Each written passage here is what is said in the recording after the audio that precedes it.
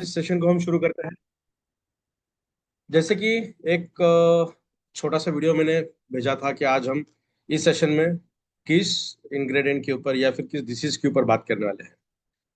तो आज हम बात करेंगे एक ऐसे डिसीज डिसऑर्डर या इसे क्या नाम देंगे, एक ऐसे चीज के ऊपर जो 21st सेंचुरी रहने के बावजूद भी खुलकर हम बात नहीं कर पाते। और देखिए, पिछले 15-20 साल में इनहेरिटेड जो डिसीज है उनका काउंट ज्यादा हुआ है। क्या आपने कभी ये गौर किया है? जो पिछली जनरेशन थी उस जनरेशन का अगले जनरेशन में ट्रांसफरेंस हुआ है, किसी न किसी डिसीज, किसी न किसी डिसऑर्डर का। ये जो काउंट है पहले कम था, अभी बहुत ज्यादा हुआ है। जैसे कि हम सभी लोगों को पता है कि हमारी जो लाइफ है, हमारा जो लाइफस्टाइल है, वो किस तरीके से काम करता है। हमारे खाने पीने का तरीका क्या है। बहुत सी चीजें हैं जिसके ऊपर हमने डिस्कस किया, हम सभी लोग जानते भी हैं। अगर हमारा शरीर ठीक तरीके से नहीं बना, ठीक तरीके से नहीं रहा, या फिर हमने इसकी निगरानी ठीक तरीके से नहीं ली, तो क्या हमारी आने वाली जनरेशन ठीक तरीके से हो पाएगी? बेशक, being student of science, being researcher, मुझे ये मालूम है कि आने वाला दौर जेनेटिक लेवल का है, क्योंकि genetic engineering and molecular genetics ये मेरे सब्जेक्ट्स हैं जो मैं पढ़ाता हूँ, अलॉन्ग विथ फार्मास्यूटिकल बायोटेक्नोलॉजी। आने वाला दौर डेफिनेटली जेनेटिक इंजीनियरिंग का है, मॉलिक्यूलर जेनेटिक्स का है, जहां पे हम अगर किसी पर्टिकुलर जीन रिलेटेड इश्यूज हैं तो उसे हम सॉर्ट कर सकते हैं। और ये फिंगर क्रॉस्ड, ये बहुत आगे की बात है। बट डेफिनेटली साइंस ने तरक्की तो जिस तरीके से हुई है और जिस तरीके से हो रही है, तो हम ये अनुमान लगा सकते हैं कि आने वाले ड्यूरेशन के अंदर हम जेनेटिक डिसऑर्डर्स के ऊपर भी अच्छा खासा मेडिकल लाइसेंस ला सकते हैं, in terms of allopathic industry only. तो ये बहुत अच्छी बात है। अगर मैं ये कहूं कि वो दौर आने से पहले अगर हमने हमारे शरीर को स्वस्थ रखा और हमारी जो आने वाली नेक्स्ट जनरेशन है उनको भी हमने अगर प्रोटेक्ट करके रखा, तो कैसा रहेगा? Definitely that will be a great thing, correct? तो आज इसी अवसर को एक अलग माध्यम से हम देखने जा रहे हैं, जहां पे हम मेल सेक्सुअल अपलिफ्टमेंट के बारे में बात करेंगे, या फिर इसे अगर सेकेंडरी लैंग्वेज में बात करना चाहे तो हम टेस्टोस्टेरोन अपलिफ्टमेंट की बात करेंगे, टेस्टोस्टेरोन बूस्टर की बात करेंगे। और अगर इसे फॉर्मलाइज्ड तरीके से बात करना चाहे तो हम बात करेंगे हमारे हड्डियां और हमारे मसल्स, इन दोनों को इकट्ठा अगर जोड़ के रखना है। देखिए, आजकल अर्थराइटिकल प्रॉब्लम्स बहुत लोगों में देखने मिल रहा है, मस्कुलर फाइब्रोसिस भी देखने मिल रहा है, मस्कुलर डिस्ट्रॉफी भी देखने मिल रही है। मतलब अगर मैं मेरे बाइसेप्स को थोड़ा सा मूव करूं तो बहुत ज्यादा लचीले हो चुके हैं, मसल्स के अंदर स्ट्रेंथ नहीं रही है। अगर मसल के अंदर स्ट्रेंथ नहीं है तो उसे मस्कुलर फाइब्रोसिस भी कहते हैं, अगर कहीं थोड़ी सी गठियां वगैरह अगर हमें दिखाई देती है। और बहुत ज्यादा पूरा पूरा मसल अगर लचीला बन चुका है, इलास्टिसिटी ज्यादा बढ़ चुकी है, तो उसे हम फाइब्रोसिस कहते हैं, सॉरी डिस्ट्रॉफी कहते हैं, मस्कुलर डिस्ट्रॉफी कहते हैं। अगर मसल्स वीक हैं, बहुत ज्यादा लचीले बन चुके हैं, तो क्या यह संभव है कि वो मसल्स, वो मांसपेशियां हमारे हड्डियों को जकड़ के रखने में कामयाब रहेंगी? बिल्कुल नहीं। तो अर्थराइटिकल की भी अगर बात करें या बोन्स एंड मसल्स के रिलेशन की बात करें, इन तमाम चीजों को सेंट्रलाइज्ड तरीके से अगर देखेंगे तो वो होता है टेस्टोस्टेरोन की अवेलेबिलिटी इन आवर बॉडी। चाहे मेल्स की बात करें, फीमेल्स की बात करें, जितने तरीकों के ऊपर अभी हमने बात की है। और मेल की अगर हम बात करेंगे, पुरुषों की बात करेंगे, तो पूरे बॉडी को गवर्न करने के लिए एक ही तो हार्मोन है, जो आपकी बॉडी लैंग्वेज को शो करता है, जो आपके एटीट्यूड को शो करता है, जो आपके फोकस को शो करता है, जो आपके मेलनेस को शो करता है। तो मेल्स के लिए आज का सेशन बहुत इंपॉर्टेंट है। जैसे हम हर बार एक साइंटिफिक तरीके से इंफॉर्मेशन लेने का और देने का प्रयास करते हैं, आज भी उसी तरीके से हम ये प्रोसेस को भी फुलफिल करेंगे। कुछ तथ्य इस बारे में मैं आपको बताना चाहूंगा मेरे प्रेजेंटेशन के दौरान। तो मैं मेरी स्लाइड शेयर करता हूँ, just a moment.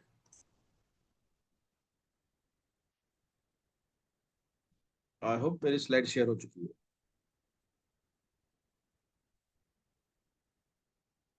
Hopefully yes. तो आज हम बात करने वाले हैं sexual health issues in Indian male. पूरे ग्लोब की बात करें तो वो भी इसी तरीके से वर्क होगा।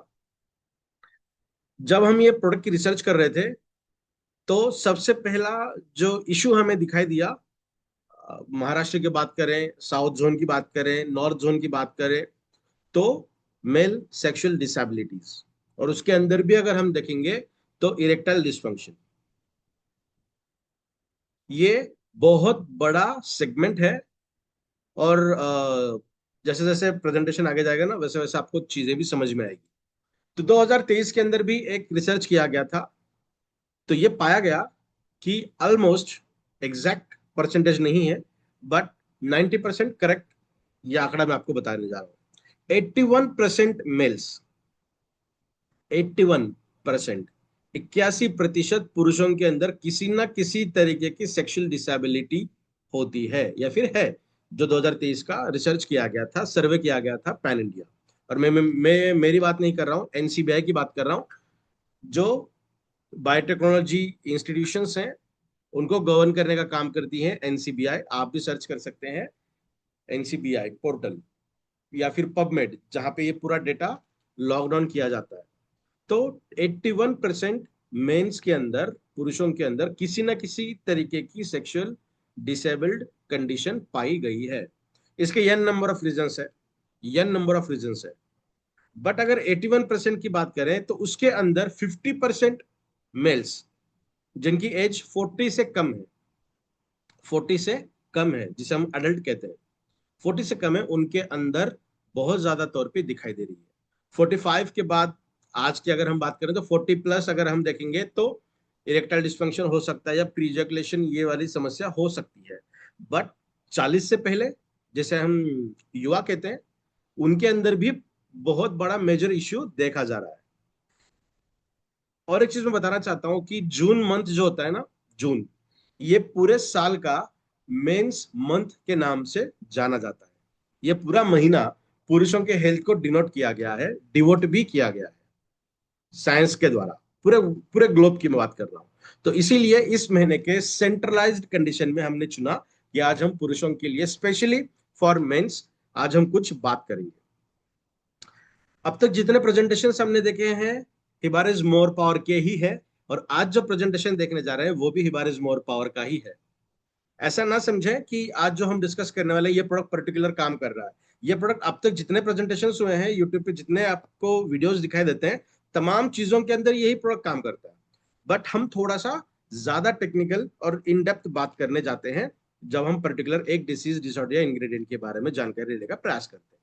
तो आज हम बात कर रहे हैं sexual health in Indian males, because ये मंथ पुरुषों को डिवोट किया गया है साइंस के द्वारा।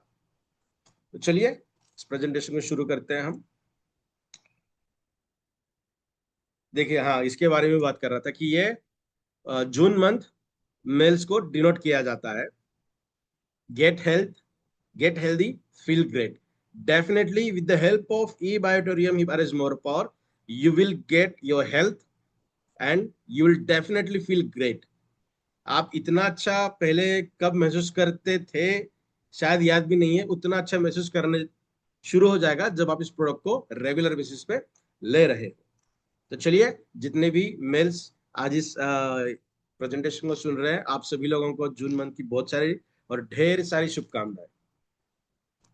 ना सिर्फ मेल्स की बात मैं कर रहा हूं या आज इस मंथ की बात कर रहा हूं, थोड़ा सा अगर हम देखेंगे ना, फीमेल्स को गायनेकोलॉजिस्ट हॉस्पिटल्स हैं, गायनेकोलॉजिकल इक्विपमेंट्स हैं, गायनेकोलॉजिस्ट मतलब डॉक्टर्स भी हैं, हॉस्पिटल्स भी हैं।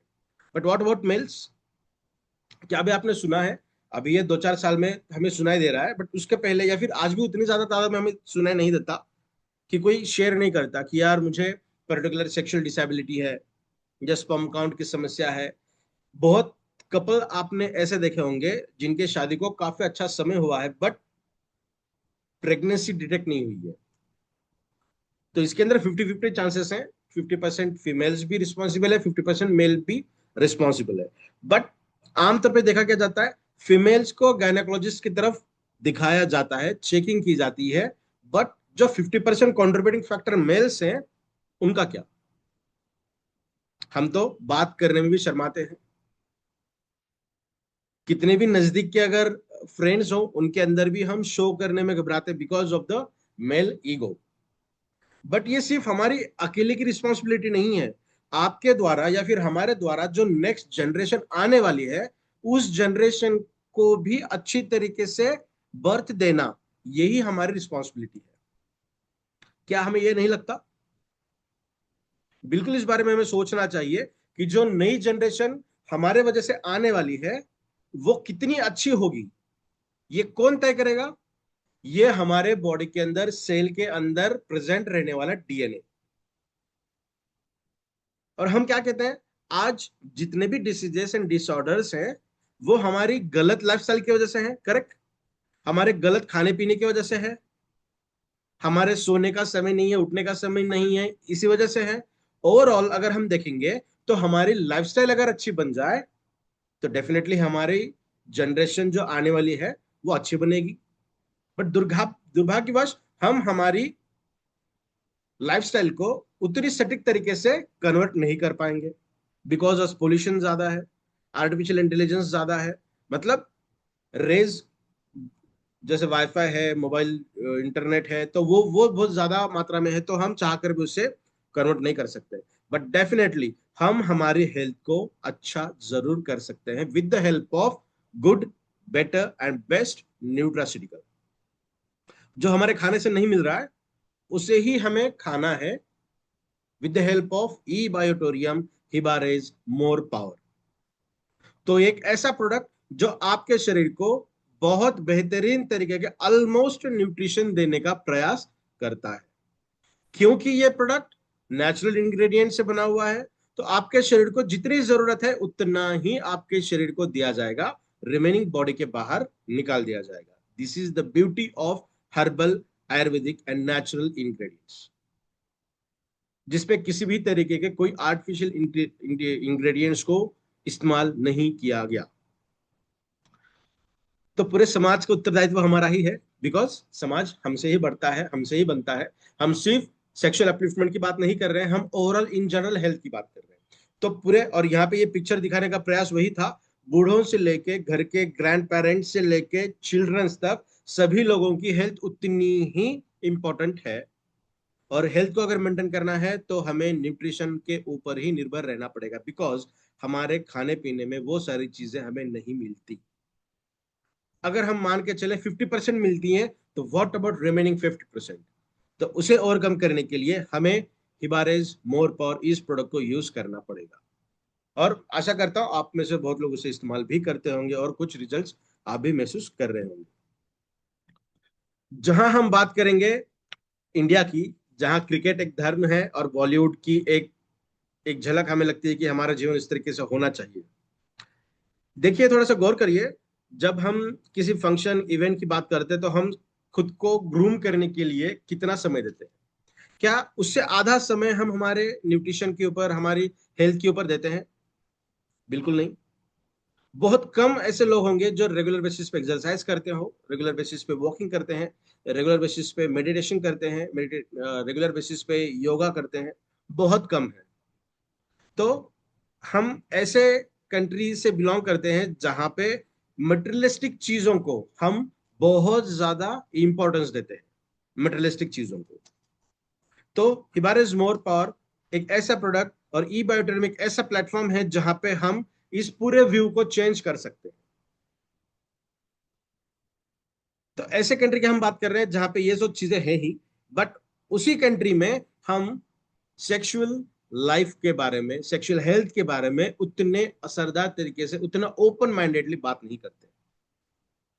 जैसे कि इरेक्टाइल डिस्फंक्शन हो, जैसे कि प्री इजैकुलेशन हो, या प्रीमैच्योर इजैकुलेशन भी कह सकते हैं इसे, या फिर इनफर्टिलिटी हो। अगर इस बारे में हम बात करें ना, तो ऐसा लगता है कि हम किसी वर्जित क्षेत्र में कदम रख रहे हैं, जहां पे एंट्री नहीं है, रेस्ट्रिक्शन है, उसके बारे में आपको बात ही नहीं करनी है, और उस तरीके की हम बात कर रहे हैं। बट ये बिल्कुल गलत है। हमें फोकस होना चाहिए, हमारा एजुकेशन हमारा उस तरीके से होना चाहिए। और आज ये प्रयास ई ग्रोथ एकेडमी के माध्यम से वही है कि हमारा फोकस इन चीजों को गलत निगाहों से देखने के बजाय, पर्टिकुलरली एजुकेशन लेते हुए, नॉलेज लेते हुए हम इसे समझने का प्रयास करेंगे, ताकि हम हमारे हेल्थ, हमारे परिवार की हेल्थ के ऊपर ध्यान दें। आज इस प्रेजेंटेशन में हम क्या देखेंगे, अंडरस्टैंडिंग क्या क्या है, सेक्सुअल डिसेबिलिटीज क्या क्या है, अवेयरनेस किस तरीके से होना चाहिए, और एक्शंस क्या क्या लेने चाहिए। जैसे हम बात करेंगे erectile dysfunction, major contributing factors जो है, जो हमारे नियर विसिनिटी के हैं, वो कहते हैं डोंट टेल टू एनीवन, किसी के साथ आपको ये शेयर नहीं करना है। अगर फीमेल्स को इरेगुलर मेंस्ट्रुअल साइकिल्स होती हैं, तो हम कहते हैं पीसीओएस पीसीओडीज हैं, जिसके ऊपर हम ट्रीटमेंट भी लेते हैं, मेडिकेशंस भी लेते हैं, चेकअप भी किया जाता है। बट ऐसे कितने लोग हैं जो कहते हैं कि स्पर्म काउंट कम है, मोटिलिटी कम है, या ओलिगोस्पर्मिया हमें दिखाई देता है, थिकनेस कम है, लोकोमोशन कम है, क्वालिटी अच्छी नहीं है, डीएनए पर्टिकुलर तरीके से एडवांस लेवल में नहीं जा रहा है, पेनिट्रेशन ठीक से नहीं हो रहा है, बहुत कम। मेजर मेल्स की बात करेंगे तो एब्डोमिनल रीजन उनका बहुत ज्यादा हेक्टिक बढ़ा हुआ है। और देखिए पेल्विक रीजन में पेन ज्यादा मात्रा में दिखाई दे रहा है, टेस्टिकल कैंसरस कंडीशन भी दिखाई दे रही है, प्रोस्टेट ग्लैंड्स रिलेटेड भी इश्यूज हमें आज की डेट में दिखाई दे रहे हैं। ये सभी चीजें कंबाइनली अफेक्ट करती हैं हमारी सेक्सुअल एबिलिटीज के ऊपर। तो ये बहुत बड़ा एक हैरेसमेंट किया जाता है, अगर मैं मेंटल हेल्थ की बात करूं, कि ये दिक्कत हमें हो रही है बट हमें किसी को बताना नहीं है, चाहे कोई हमें ये कह रहा है कि बताना नहीं है, या फिर हम खुद से ही किसी के साथ ये शेयर नहीं कर रहे हैं। तो इसीलिए बहुत सारी दिक्कतों का सामना हमें करना पड़ता है। सेक्सुअल हेल्थ सिर्फ एक अपलिफ्टमेंट ही नहीं है, एक एंजॉयबल कंडीशन नहीं है, वो हमारे मेंटल हेल्थ, हमारी सेल्फ स्टीम, हमारे रिलेशनशिप, हमारे स्ट्रेस को कम करने के लिए, और ओवरऑल हमारी अच्छी लाइफ को, या फिर हमारे लाइफ की क्वालिटी को बेहतर करने में मदद करता है। सेक्सुअल हेल्थ मीन्स टेस्टोस्टेरोन की सही मात्रा, टेस्टोस्टेरोन की सही मात्रा, यह बहुत जरूरी है। बट हम अगर देखेंगे सेक्सुअल अपलिफ्टमेंट के बारे में, अगर हम बात करेंगे तो थोड़ा सा गलत लगता है। सिर्फ सेक्सुअल अपलिफ्टमेंट ही नहीं, अगर उसके ऊपर हम ठीक तरीके से ध्यान नहीं देंगे, तो erectile dysfunction, infertility, zero interest in sexual life, इन सभी चीजों के अंदर हम खुद को ढकेल देते हैं। और सेक्सुअल लाइफ अच्छी रहना मतलब आपके हार्ट रिलेटेड समस्या को मेंटेन करना, आपका हार्ट अच्छा रखना, हार्मोनल बैलेंस को अच्छा रखना, और आपके साइकोलॉजिकल कंडीशन को भी मेंटेन रखना। तो ये सिर्फ रिप्रोडक्शन वाली बात नहीं है, ये सिर्फ नेक्स्ट जनरेशन को लाने वाली बात नहीं है, ये हमारे खुद के लाइफ को भी मेंटेन रखने के लिए, और हमारी लाइफ के क्वालिटी को भी और अच्छा बनाने के लिए टेस्टोस्टेरोन का रहना, उसकी मात्रा अच्छी रहना बहुत इंपॉर्टेंट है। आशा करता हूं आप लोगों को समझ में आ रहा होगा कि जो मैं आपको कन्वे करना चाह रहा हूं। At least one sexual health disorder was reported by 81% of the men, जिसके बारे में अभी हमने बात की कि 81% मेल्स के अंदर किसी ना किसी एक तरीके की सेक्सुअल डिसेबिलिटी दिखाई देती है, चाहे वो टेम्पररी हो, चाहे वो एक परमानेंट हो। फॉर एग्जाम्पल डायबिटिक अगर कोई पेशेंट है और क्रॉनिक कंडीशन है, बहुत सालों से डायबिटिक है, इंसुलिन लेते जा रहे हैं 5 7 10 साल से, तो उनके बॉडी के अंदर टेस्टोस्टेरोन की कमी पिछले 10 साल से कम है। जब इंसुलिन शुरू करने जा रहे थे उसके पहले भी बहुत सारी कंडीशन वैसी थी डायबिटिक वाली, और तब जाके इंसुलिन शुरू हुआ, पहले दिन इंसुलिन शुरू नहीं हुआ था। सॉरी। तो वो बहुत बड़ा एक स्टैग्नेंट पीरियड था, जहां पे बॉडी के अंदर ऐसे कुछ चेंजेस होने लगे, हो चुके हैं, जो टेस्टोस्टेरोन को बनाने में कम है, या टेस्टोस्टेरोन के लेवल को मेंटेन नहीं कर पाते। उसी के ऊपर हम थोड़ा सा बात करेंगे क्या क्या इश्यूज हो सकते हैं। First one is decreased sex drive, मतलब इंटरेस्ट नहीं रहना। कुछ रीजंस हो सकते हैं, किसी न किसी तरीके के क्रॉनिक डिसीज से आप जूझ रहे हैं। क्रॉनिक डिसीज मतलब 5 7 साल से ज्यादा अगर पर्टिकुलर एक डिसीज से हम परेशान है, तो उसे क्रॉनिक कहा जाता है, जिसके लिए हम वैरायटी ऑफ मेडिकेशंस का इस्तेमाल करते हैं सुबह शाम। For example diabetes, for example cardiac related कोई मेडिकेशंस हो सकती हैं, मेंटल रिलेटेड कोई मेडिकेशन हो सकती है, डिप्रेशन के लिए हो सकती है, एंजाइटी के लिए हो सकती है, बहुत सारी चीजें हो सकती हैं। क्रॉनिक डिसीज, या फिर बहुत लंबे समय से किसी न किसी पर्टिकुलर मेडिकेशन का हम इस्तेमाल करते आ रहे हैं, या फिर रिलेशनशिप के अंदर कोई प्रॉब्लम हो। किसी भी तरीके की रिलेशनशिप हो सकती है, मदर फादर के अंदर की हो सकती है, मदर फादर मतलब मैं सन हूं तो फादर के साथ मेरी हो सकती है, मदर के साथ हो सकती है, वाइफ के साथ हो सकती है, फ्रेंड्स के साथ हो सकती है। किसी भी तरीके के रिलेशनशिप के अंदर अगर मेजर प्रॉब्लम है जो डिस्टरबेंस क्रिएट करती है मेरी मेंटल हेल्थ को, तो वो भी एक कंडीशन है जहां मेरे बॉडी के अंदर टेस्टोस्टेरोन कम बनता है या मेंटेन नहीं रहता, जो मुझे सेक्सुअल लाइफ के अंदर इंटरेस्ट नहीं देता। ऐसा भी कहा जाता है कि बॉडी के अंदर सीरोटोनिन नाम का एक हार्मोन बनता है जब हम हैप्पी रहते हैं, जब बॉडी के अंदर टेस्टोस्टेरोन अच्छी मात्रा में होता है, और वो हमारी हेल्थ को, हमारी फील को, हमारे कॉन्फिडेंस को एलेबरेट करता है। तो बॉडी के अंदर जैसा हम हर प्रेजेंटेशन के अंदर देखते हैं ना कि हर एक सिस्टम दूसरे सिस्टम के ऊपर डिपेंडेंट है, उसी तरीके से है ये कि टेस्टोस्टेरोन अगर अच्छा है तो बॉडी के अंदर बाकी हार्मोन्स जो है जो आपके पूरे शरीर को मेंटेन करते हैं वो अच्छी तरीके से काम करेंगे। नेक्स्ट वन, प्री इजैकुलेशन या प्री मैच्योर इजैकुलेशन, जिसे पीई भी कहा जाता है। इंटरकोर्स के अंदर बहुत जल्द ही सीमन का इजैकुलेशन हो जाना, वो भी एक समस्या है। Next one, prostate enlargement with urinary symptoms. Prostate related कोई प्रॉब्लम है, या फिर यूरिनरी ट्रैक इन्फेक्शन हो सकती हैं, या फिर टेस्टिकुलर इन्फेक्शन हो सकती हैं, या फिर किडनी रिलेटेड भी इश्यूज हो सकते हैं। तमाम ये चीजें भी कंट्रीब्यूटिंग फैक्टर हो सकती हैं फॉर द सेक्सुअल डिसेबिलिटीज। कहने का तात्पर्य यह है कि अगर हम में से किसी को किडनी रिलेटेड कोई प्रॉब्लम है, स्टोन रिलेटेड प्रॉब्लम है, या फिर प्रोस्टेट एनलार्जमेंट या फिर प्रोस्टेट ग्लैंड रिलेटेड कोई प्रॉब्लम है, तो हमें हिबारिस मोरपार का सेवन रेगुलर बेसिस पे करना होगा। वॉकिंग अनिवार्य है, पानी का सेवन भी ज्यादा करना चाहिए, धूप के अंदर भी ज्यादा घूमना चाहिए। तो ये चीजें हमें करना जरूरी है। नेक्स्ट वन, ईडी मतलब erectile dysfunction. Around 70% main, around कह रहा हूं मैं, लगभग, कंफर्म नहीं है, लगभग 70% मेल्स के अंदर इरेक्टाइल डिसफंक्शन की समस्या दिखाई देती है। इरेक्टाइल डिसफंक्शन का मतलब क्या? सेक्सुअल ऑर्गन को ज्यादा स्ट्रेंथ ना मिलना, उसके ऊपर हम बात करने जा रहे हैं। इसका एक बहुत अच्छा एक बायोमैकेनिक हम देखने वाले हैं, मतलब एक सिंथेसिस पाथवे देखेंगे जहां पे ये किस तरीके से हार्मोनल बैलेंसिंग किया जाता है for sexual drive.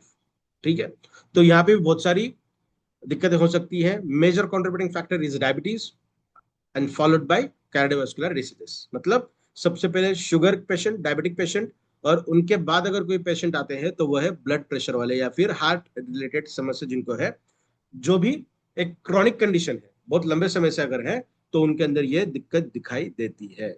Next one, chronic फैटिक and tiredness.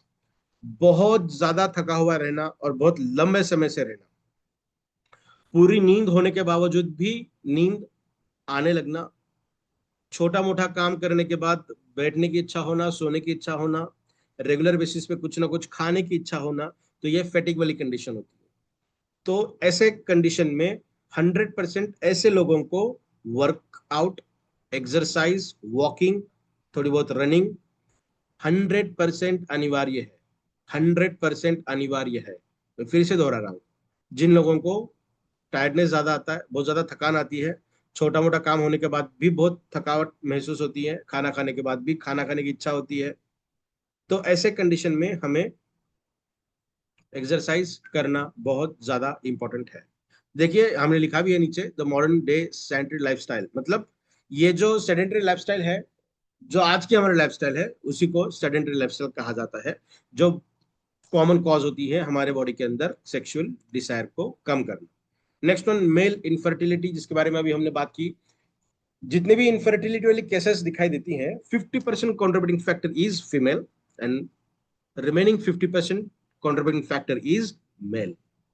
Females को तो चेकअप किया जाता है, जिसके बारे में अभी हमने बात की, बट व्हाट अबाउट मेल्स?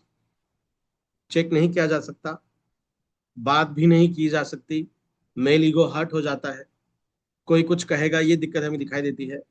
घबराने की जरूरत नहीं है। ऑल दिस कंडीशन के लिए only one product is there, आपको किसी भी तरीके के रिसर्च करने की, स्टडी करने की जरूरत नहीं है। हमने एक बेहतरीन प्रोडक्ट आपके सामने लाया है जिसका नाम है ई बायोटोरियम हिबारेज मोर पावर, जो आपको इनफर्टिलिटी के अंदर भी बहुत शानदार रिजल्ट देता है। बहुत सारे टेस्टिमोनियल्स हमारे पास अवेलेबल है, जहां पे स्पर्म की क्वालिटी कम है, स्पर्म का थिकनेस कम है, मोटिलिटी कम है, तमाम चीजों के अंदर ये प्रोडक्ट बहुत बेहतरीन तरीके से काम करता है। Next one, the silent struggle. जैसे हम कह रहे थे ना कि 2023 के अंदर एक स्टडी की गई थी जहां पे ये देखा गया कि 25 से 30% इंडियन मेल किसी न किसी तरीके के सेक्सुअल डिस्फंक्शन के अंदर कारगर सिद्ध हुई। ये आंकड़ा है जो लोग 40 से कम है। और जो हम बात कर रहे थे ना 81%, वो जनरल बात कर रहे हैं, जितने भी मेल्स है अराउंड 60 ईयर्स की तक कंसिडर किया जाता है, 18 उम्र से लेके 60 साल की उम्र तक 81%। और काउंट अगर करेंगे तो 40 से कम वाले 25 से 30% ऐसे हैं जिनके अंदर सेक्सुअल डिस्फंक्शन दिखाई देता है। 40 के बाद अगर हम देखेंगे तो वो काउंट बढ़ता है। घबराने की बात नहीं है, और बहुत बेहतरीन तरीके से यहाँ काम करेंगे। तो देखिए, मैं कहने जा रहा था आपको, ये वाला एक एग्जाम्पल हम आज बात करेंगे। सॉरी, देखिए, एक येल अर्जिनिन नाम का अमीनो एसिड है, शायद अगले स्लाइड के अंदर वो पिक्चर गलती से पुट ऑन की गई है। अर्जिनिन यहाँ पे आप देख रहे हैं ना, LARG, एक अमीनो एसिड है जो नॉन इसेंशियल अमीनो एसिड है। 20 अमीनो एसिड्स होती हैं, 20 अमीनो एसिड के दम पर ही हमारे शरीर के अंदर पूरे प्रोटीन्स बनते हैं। जैसे हम कहते हैं ना कि पिछले प्रेजेंटेशन के अंदर और उससे पहले प्रेजेंटेशन के अंदर भी हमने देखा था कि 10,000 से भी ज्यादा प्रोटीन्स बनते हैं हमारे शरीर के अंदर। तो जितने भी अलग अलग प्रोटीन बनते हैं ना, तो वो सिर्फ और सिर्फ 20 अमीनो एसिड के बदौलत ही बनते हैं। सॉरी, 20 अमीनो एसिड की डिफरेंट डिफरेंट स्ट्रक्चरल एबिलिटीज के अंदर। तो उसमें 8 अमीनो एसिड और 12 अमीनो एसिड, ये दो अलग कैटेगरी की जाती है। 8 अलग, 12 अलग। जो 8 है वो इसेंशियल है, मतलब वो हमारी शरीर, हमारी बॉडी नहीं बनाती, उसे खाने के द्वारा ही हमें लेना पड़ता है। और 12 ऐसे हैं जो नॉन इसेंशियल है, इसका मतलब हमारा शरीर वो बनाता है, हमारी बॉडी बनाती है, उसे बाहर से एज ए सप्लीमेंट खाने की जरूरत नहीं है। फिर भी आप चौंक जाओगे कि ये जो यल अर्जिनिन है, अर्जिनिन एक अमीनो एसिड है, यल मतलब लीवो रोटेटरी। उसका जो रोटेशन होता है, जो घूमता है जिस तरीके से, वो दो तरीके से होते हैं। एक होता है यल, एक होता है डी। एक होता है डेक्स्ट्रो रोटेशन, एक होता है लीवो रोटेशन। तो ये लीवो रोटेशन वाला है। और आमतौर पे 90% से भी ज्यादा जो अमीनो एसिड्स हैं वो लीवो रोटेटरी पाई जाती हैं ह्यूमंस के अंदर। तो ये यल अर्जिनिन एक अमीनो एसिड है, एक ऐसा अमीनो एसिड जो टेस्टोस्टेरोन को बूस्ट करने के लिए, बढ़ाने के लिए बहुत ज्यादा मात्रा में इस्तेमाल किया जाता है मार्केट में। एक कैप्सूल की कीमत आपके 4 या 5 दिन सुबह शाम, जो आधा आधा चम्मच आप प्रोडक्ट खा रहे हो ना, जिसके अंदर गोल्ड भी है, सिल्वर भी है, 6 पेटेंटेड इंग्रेडिएंट भी है, 4 से 5 दिन का सुबह शाम का डोज मिलाकर जितना पैसा नहीं होता, उससे ज्यादा पैसा एक कैप्सूल का लगता है, जो सिर्फ यल अर्जिनिन का है। और अगर मैं ये कहूं कि यल अर्जिनिन हमारे प्रोडक्ट के अंदर एक इंग्रेडिएंट का बाय प्रोडक्ट है, हमने अर्जिनिन डाला नहीं है, हमने एक ऐसा इंग्रेडिएंट डाला जो इंग्रेडिएंट हमारे शरीर के अंदर जाने के बाद यल अर्जिनिन की जो सिंथेसिस होती है शरीर के अंदर, उस सिंथेसिस को बढ़ाने का काम करेगा। आप देखिए, आप इसका पैसा कितना दोगे? आप डबल कर दे सागर सर को बताकर कि जो एक कैप्सूल है वो हमारे 5 दिन के डोज से भी ज्यादा कीमत है। और वो इंग्रेडिएंट, वो जो एलिमेंट है, वो जो अमीनो एसिड है, वो हमने डाला भी नहीं है जानबूझकर, वो एक इंग्रेडिएंट का बाय प्रोडक्ट है जो हमारे शरीर के अंदर अर्जिनिन की मात्रा को बढ़ाता है नेचुरल तरीके से। अभी देखिए, समझने का प्रयास करिएगा, सिर्फ 2 से 3 मिनट लेंगे हम इस केमिकल सिंथेसिस को समझने के लिए। ये हमारा ब्रेन है। ऐसा कहा जाता है कि मेल्स के अंदर, पुरुषों के अंदर sexual upliftment, sexual desire brain के अंदर शुरू होती है with the help of testosterone. अब इस टेस्टोस्टेरोन को बनाया किस तरीके से जाता है? तो देखिए, एक्साइटमेंट लेवल अटेंड हो चुकी है। एक्साइटमेंट लेवल को अटेंड करने के लिए पोटेशियम लगता है, सोडियम लगता है, और कैल्शियम लगता है, मैग्नीशियम भी लगता है। क्या क्या लगेगा? Magnesium, sodium, potassium and calcium. अगर मैं ये कहूं कि मेरे बॉडी के अंदर कैल्शियम डिफिशियंसी है, तो क्या मैं ये कह सकता हूं कि मेरे बॉडी के अंदर टेस्टोस्टेरोन की कमतरता हो सकती है? Definitely yes. अगर मैं ये कहूं कि मेरे शरीर के अंदर पोटेशियम कम है, मैग्नीशियम कम है, तो क्या इनडायरेक्टली मैं ये कह रहा हूं कि मेरे बॉडी के अंदर टेस्टोस्टेरोन की मात्रा कम है? Definitely yes. तो हिबारिज मोर पावर आपके शरीर के अंदर तमाम ऐसे न्यूट्रिशन को देगा जो आपके शरीर के अंदर, आपको पता हो या ना हो, ऐसे अनगिनत सिंथेसिस के अंदर, प्रोटेक्टिव मेजर्स के अंदर काम करेगा। I hope you are getting this. तो यहाँ पे हम बात कर रहे हैं येल अर्जिनिन की। आई होप मेरा कर्सर आपको दिखाई दे रहा है, मैं जहां पे ये राउंड घुमा रहा हूं, तो येल अर्जिनिन आ रहा है। और नेक्स्ट थिंग जो सागर सर ने पूरी दुनिया को दिया है, दैट इज मैग्नेटिक थेरेपी, जो ऑक्सीजन लेवल को बढ़ाता है। टेस्टोस्टेरोन को बढ़ाने के लिए नाइट्रिक ऑक्साइड जरूरी है, जो यहाँ पे एनओ दिखाई दे रहा है आपको, एनओ जरूरी है। अर्जिनिन के साथ साथ as a by product, as a by product नहीं, सबस्ट्रेट, सबस्ट्रेट लगता है ऑक्सीजन। ऑक्सीजन एंड अर्जिनिन जब एक दूसरे के साथ मिलते हैं और एक एंजाइम आता है, दैट इज एनओएस, मतलब nitric oxide synthase. Nitric oxide को सिंथेसिस करने वाला, बनाने वाला हार्मोन आता है, और वो अर्जिनिन को ऑक्सीजन के साथ कंबाइन कर कर नाइट्रिक ऑक्साइड बनाता है, जिसे हम साइंटिफिक लैंग्वेज में एनओ कहते हैं। अब देखिए, हिबारिस मोर पावर के साथ साथ अगर मैग्नेटिक बेड हम यूज करेंगे तो कितना असरदार तरीके से हमें रिजल्ट मिल सकते हैं। ठीक है, तो नाइट्रिक ऑक्साइड बना। नाइट्रिक ऑक्साइड एक एंडोथेलियल सेल्स के अंदर जाता है हमारे बॉडी के अंदर, जो हमारी सेक्सुअल ऑर्गन की सेल है, पेनाइल की एक सेल है, जिसके अंदर देखिए आप जीटीपी आ रहा है, यहाँ पे ये कन्वर्जन, पूरा कन्वर्जन हो रहा है। आप इतना ध्यान रखिए, ये एक प्रोटीन बन रहा है जहाँ पे कैल्शियम भी काम है। एक प्रोटीन है और एक कैल्शियम है, जो काम करेंगे इरेक्शन का। इरेक्शन का मतलब सेक्सुअल ऑर्गन को हार्डनेस दे रहा है, स्ट्रेंथ दे रहा है, और ये स्ट्रेंथ सिर्फ और सिर्फ ब्लड सर्कुलेशन के द्वारा ही दी जाती है। ऑक्सीजन ज्यादा लग रहा है, ये अर्जिनिन नाम का अमीनो एसिड लग रहा है, साथ में मैग्नीशियम लग रहा है, कैल्शियम लग रहा है, पोटेशियम लग रहा है, सोडियम भी लग रहा है। और इन तमाम चीजें जब बहुत अच्छी तरीके से होती हैं, तो हमारे सेक्सुअल ऑर्गन को स्ट्रेंथ दिया जाता है नेचुरल तरीके से। और क्या होगा, हार्ट बीट क्यों बढ़ेगी, हमारी टेम्परेचर क्यों बढ़ेगा, सांस क्यों फूलेगी? बिकॉज हार्ट का या फिर वाइटल ऑर्गन का थोड़ा सा ब्लड सर्कुलेशन कम करके सेक्सुअल ऑर्गन को स्ट्रेंथ ज्यादा दी जाती है, वहां पे ब्लड का सर्कुलेशन ज्यादा दिया जाता है। इसीलिए धड़कनें बढ़ती हैं, इसीलिए पंपिंग रेट बढ़ता है, इसीलिए बॉडी का टेम्परेचर बढ़ता है, इसीलिए पसीना भी आता है, इसीलिए एसिडिक कंडीशन भी बढ़ती है। क्यों हो रहा है? क्योंकि वाइटल ऑर्गन्स, इंपॉर्टेंट ऑर्गन का जो ब्लड फ्लो है, थोड़ा सा कम करके कुछ समय के लिए सेक्सुअल ऑर्गन को दिया जाता है। क्या बोला मैंने? कुछ समय के लिए। ध्यान रखिएगा, ये आने वाले स्लाइड के अंदर हम इसके ऊपर बात करने वाले हैं। ये चीज हो गई। अभी क्या होगा, जैसे ये पीडीई, आगे हम बात करेंगे पीडीई के ऊपर, ये पीडीई 5 है। ये पीडीई 5 यहां आके साइक्लिक जीएमपी को इनहिबिट कर रहा है। क्या कर रहा है? इनहिबिट, मतलब खत्म कर रहा है, उसको आगे फंक्शन नहीं करने दे रहा है। जब तक ये पीडीई इनहिबिट करता रहेगा, तब तक इरेक्शन मिलता रहेगा। जब ये पीडीई एक्टिवेट हो जाएगा, तब इरेक्शन खत्म हो जाएगा। क्या होगा? इरेक्टाइल डिसफंक्शन, मतलब सेक्सुअल ऑर्गन की स्ट्रेंथ कम हो जाना। नेचुरली ये कम समय का है, समझ रहे हैं आप? तो ये एक है हमारे बॉडी का नेचुरल सिस्टम। अभी देखते हैं क्या होगा। उसे समझने के लिए बहुत अच्छी तरीके से हमने यहाँ दिया है, ये एक उसी का प्रेजेंटेशन है, अलग तरीके का। सेक्सुअल स्टिमुलेशन ब्रेन के द्वारा हो गया।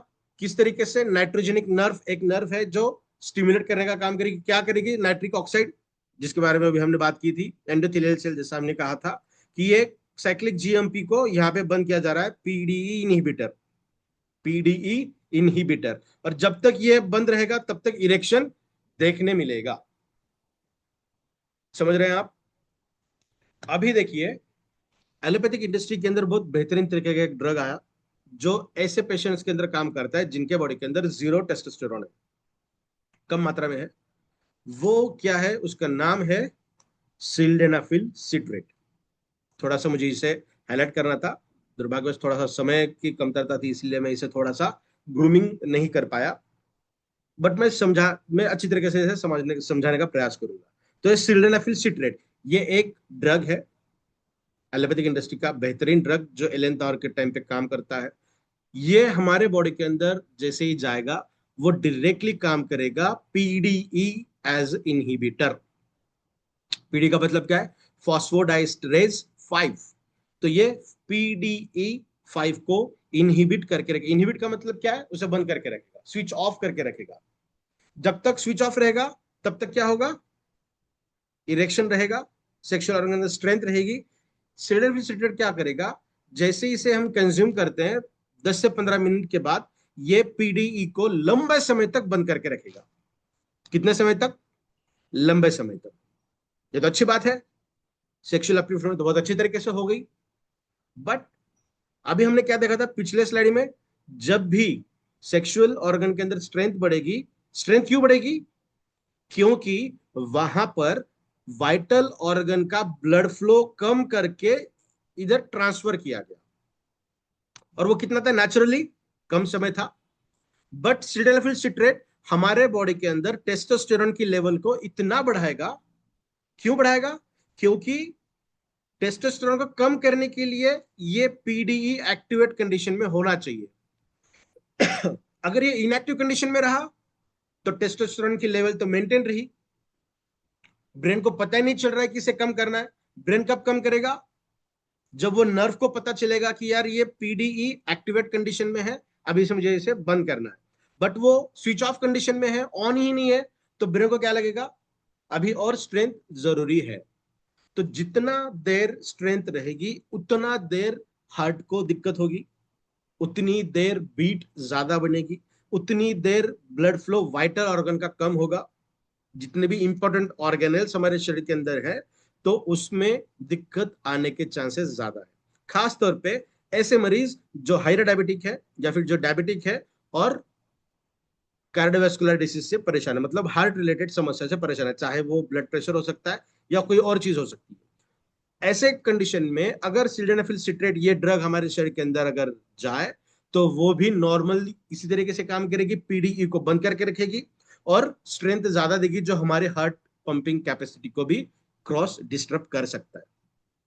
और आप देख सकते हैं, गूगल कर सकते हैं, जितने भी ज्यादा बार सिल्डेनाफिल सिट्रेट का यूटिलाइज किया गया उनमें कार्डियक अरेस्ट, हार्ट अटैक के चांसेस सबसे ज्यादा दिखाई दिए, सबसे ज्यादा दिखाई दिए हैं। तो सिल्डेनाफिल सिट्रेट का इस्तेमाल करना गलत है। और इसके क्या, ये तो मैंने एक केमिकल पाथवे जो था उसके ऊपर आपको बात बताई। डायरेक्ट इसके क्या क्या हमें दिक्कत दिखाई सकती है?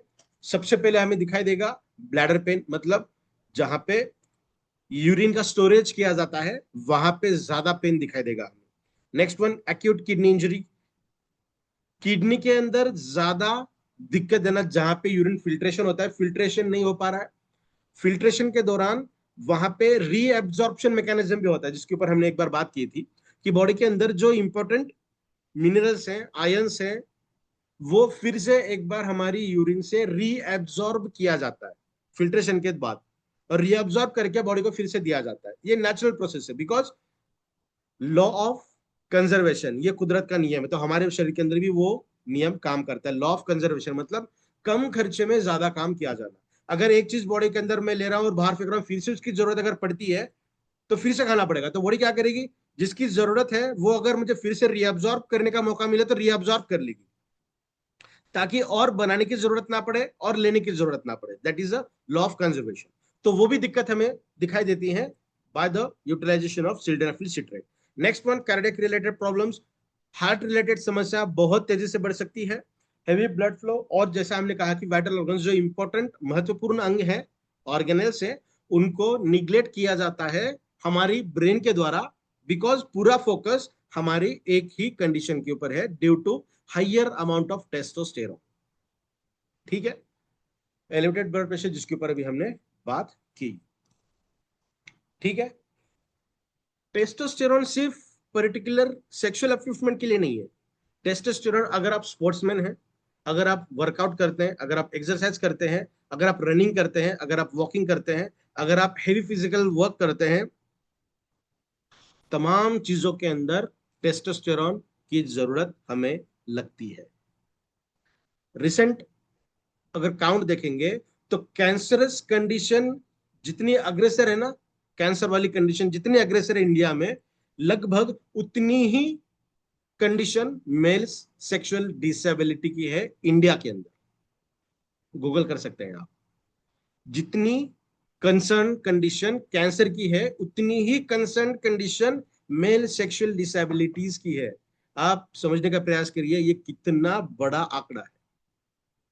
तो अभी हमने इतनी इंफॉर्मेशन ली कि ये इस तरीके से होता है पूरा। इसे ओवरकम करने के लिए एक ड्रग पाया गया है। अभी रिसेंटली सिल्डेनाफिल सिट्रेट के डेरिवेटिव्स दिखाई देते हैं जो कम इरेक्शन मतलब कम तरीके के साइड इफेक्ट देते हुए इरेक्शन देने का प्रयास करते हैं। But again this is a drug and having different kinds of इसके जो क्या कहेंगे हम साइड इफेक्ट्स हैं, डेफिनेटली हमें दिखाई देते हैं।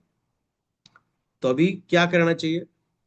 बिल्कुल सिल्डेनाफिल सिट्रेट की तहत काम करेगा, इससे अच्छा काम करेगा, इससे अच्छा काम करेगा। आपके शरीर को सिल्डेनाफिल सिट्रेट के जितने ड्रॉबैक अभी हमने बताए हैं उससे 0.00001% भी साइड इफेक्ट नहीं मिलेंगे। ऐसा प्रोडक्ट आपके सामने है जिसका नाम है ई बायोटोरियम हिबारेज मोर पावर, जो आपके शरीर के अंदर डेफिनेटली टेस्टोस्टेरोन को बढ़ाएगा, एलिवेट करेगा। क्या खास बात है ऐसी? तो सबसे खास बात है इसके ingredients. First one is almond, जो बहुत बेहतरीन तरीके का इंग्रेडिएंट है। जैसा हमने कहा ना कि एक ऐसा इंग्रेडिएंट हमने इसके अंदर डाला है जो अर्जिनिन की बायोसिंथेसिस को बढ़ाता है, डायरेक्टली अर्जिनिन को भी आपके शरीर के अंदर देगा, that is almond.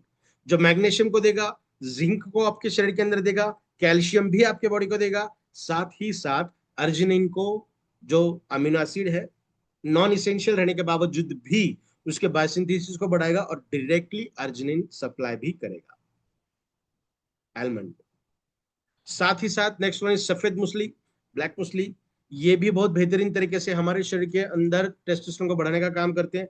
बायोपेरिन world's best bio availabilator and absorption करने का काम करता है, that is one kind of patented ingredient. गोखरू भी काम करेगा, इलायची भी करता है, सैबरी भी है, गोल्ड भस्म भी इसके अंदर यूज किया गया है। और one of the best ingredient is nothing but the Indian ginseng. आपने सुना होगा ना कि अश्वगंधा का यूज किया जा रहा है, अश्वगंधा है, हमने अश्वगंधा का पेटेंटेड इंग्रेडिएंट इसके अंदर डाला है, शाहगंधा। अश्वगंधा के 10% काम अगर दिखाई दे रहा है तो शाहगंधा के 20% काम दिखाई देगा। क्यों? हल्दी ज्यादा काम करेगी या कुरकुमिन ज्यादा काम करेगा? डेफिनेटली कुरकुमिन ज्यादा काम करेगा, करेक्ट। तो अश्वगंधा काम करेगा या शाहगंधा काम करेगा? अश्वगंधा तो काम करेगा ही, बट उससे कई गुना अच्छा काम करेगा और ज्यादा काम करेगा Shahgandha, because Shahgandha is active biomolecule of ashwagandha. इलायची है, कौच बीज, one of the best ingredient, Shahgandha जिसके बारे में अभी ने बात की। तो ये रहा आज का प्रेजेंटेशन। ना सिर्फ ये बताए वाले इंग्रेडिएंट, जितने हमने इंग्रेडिएंट बताए हैं उतने ही नहीं, हमारे प्रोडक्ट के अंदर जितने इंग्रेडिएंट आपको दिखाई देते हैं 95% ingredients are directly associated with testosterone maintenance. तो टेस्टोस्टेरोन कम है, थोड़ा सा ज्यादा है, बहुत ज्यादा है, कोई फर्क नहीं पड़ता। ये प्रोडक्ट आपके एज के अनुसार आपके शरीर के अंदर टेस्टोस्टेरोन को मेंटेन करने का काम करेगा। ये सिर्फ मेल्स के अंदर की बात नहीं है, 22 साल की एज तक फीमेल्स के अंदर भी टेस्टोस्टेरोन की लेवल ज्यादा होती है एट द एज ऑफ 22। उसके बाद टेस्टोस्टेरोन की लेवल थोड़ी सी कम हो जाती है। आज अगर हम बात करेंगे तो 18 साल तक टेस्टोस्टेरोन की लेवल अच्छी होती है, 18 साल के बाद टेस्टोस्टेरोन की लेवल थोड़ी सी कम होती है। But again 3 to 4% testosterone females के अंदर भी पाया जाता है, जो again body language, attitude, focus, sharpness, muscles and bones का रिलेशन, इन तमाम चीजों को गवर्न करने के लिए, कंट्रोल करने के लिए टेस्टोस्टेरोन ही काम करता है। तो ये एक प्रेजेंटेशन इस तरीके से है जो हमारी पूरे परिवार को एक अच्छी सेहत देने का काम करेगा। क्योंकि ये महीना पुरुषों के लिए डिवोट किया गया था, इसीलिए आज ये सेशन हमने लिया था। और एक चीज आज बहुत महत्वपूर्ण है, आज फादर्स डे है। तो जितने भी मेरे पितृ समान लोग यहाँ पे हैं, आप सभी लोगों को पूरे ई बायोटोरियम परिवार की तरफ से और मोर हेल्थ केयर हिबारेज मोर पावर इस परिवार के तरफ से भी हार्दिक हार्दिक शुभकामनाएं। Happy father's day to all. और आशा करता हूं कि आप अपने पेरेंट्स को उनकी अच्छी हेल्थ के लिए, उनके अच्छे और वेलबींग के लिए बेहतरीन गिफ्ट दे सकते हैं। That is nothing but the ई बायोटोरियम हिबारेज मोर पावर। तो आज का ये सेशन यहीं तक था। So thank you so much Pratik sir, Vandana madam, जो आपने मुझे बात करने का मौका यहाँ पे दिया, सेवा का मौका दिया। So thank you so much and over to you.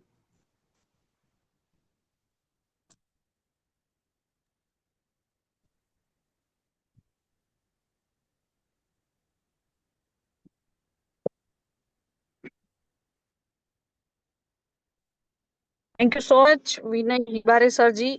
Thank you so much आज जो आपने यहाँ पे इंफॉर्मेशन दिया सबको, बहुत ही यूजफुल। और जो भी यहाँ पे नॉलेज के लिए सब कनेक्ट हुए थे, जो यूज तो कर रहे हैं लेकिन इसमें क्या है कैसा है, जो भी इंफॉर्मेशन आज आपने यहाँ पे दी, तो आई होप सबको बहुत यूजफुल होने वाली है। तो थैंक यू।